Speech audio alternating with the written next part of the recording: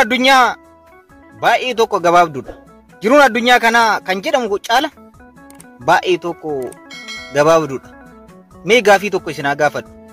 Har'i dhuma addunyaa kanaa osoo ta'e jireenya kaleessa dabarsitanitti gammachuu qabdu? Gaafiin kun gaafii hunda keenyaati. Obboleewwan koo jijjiiramuu yoo barbaadde boru eeguu osoo hin taane har'a irraa of jijjiiri. Jijjiiramaa yoo barbaadde ta'e ni jijjiiramta. Garuu jijjiiramuuf guyyaa yoo eegaa turte guyyaan dhufuus hin jijjiiramtu. Kanaaf jijjiiramuuf boru eftaani ji'a har'aati waggaa har'aati jechuu kee osoo hin taane guyyaa har'aa irraa eegaliitii jijjiirama kan kee eegali. Jijjiiramni guddaan addunyaa kanaa maal akka ta'e beektu? Jijjiirama sammuuti. Itti yaaduu, karoora qabaachuu, karoora san immoo karoorfachuu, har'a hojii irra oolchuu, har'a irraa jalqabuu jechuudha. Kanaaf obboleewwan koo jijjiiramuu yoo barbaaddan boru jechuu osoo hin taane har'uma jijjiirama eegali. Jijjiiramuu yoo barbaaddes nama ilaaltee osoo hin taane of ilaalii of jijjiiri. Yoo kana goote karaa sirrii qabattee jirta. Kanaaf jijjiiramni kan jalqabu boruu irraa osoo hin taane guyyaa har'aa kanarraa, sa'aatii ammaa kanarraa, daqiiqaa ammaa kanarraa, sekendii ammaa kanarraa of jijjiiruuf dursa sammuu kan kee qopheessi. Guyyaa gaarii. Bakka yaadde gahuudhaaf waa sadi beeki. Tokkoffaa kaleessa eessa akka turte beeki.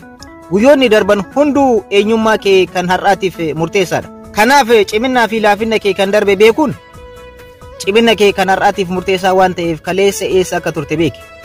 Lammaffaa har'a maalirra akka jirtu. Guyyaan har'aa jireenya kee kan fuulduraatiif baay'ee tokko murteessaadha. Guyyaan har'aa kufaatii fi guddina kan kee kan fuulduraatiif ka'umsa ta'uu beeki. Sadaffaa boru eessa akka gahuu barbaadu.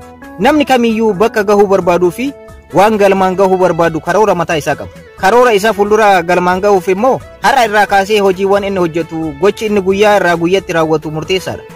Kanaaf bakka yaaddee gahuuf karoora cimaa fi mul'ata cimaa qabaachuu qabda.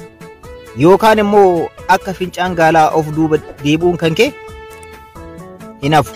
Kanaaf wanta an amma sitti hime kana hundaa yoo beekte bakka yaaddee gahuu ni dandeessa. Yeroo gaarii. Obboleewwan koo jaalala hin barbaadina. Jaalalli isin haa barbaadu malee. Jaalala argachuuf immoo dursi ati nama jaaladhu.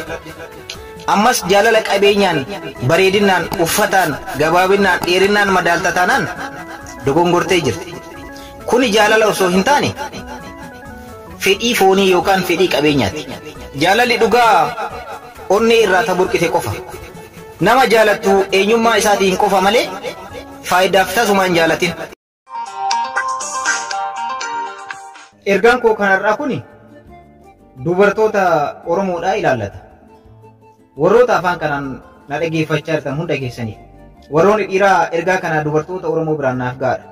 Yeroo baay'ee miidiyaa hawaasaa kanarratti dubartoonni Oromoodhaa safuu yeroo dhabanii nama arrabsaa oolan, nama xiqqeessaa oolan argaa jirra.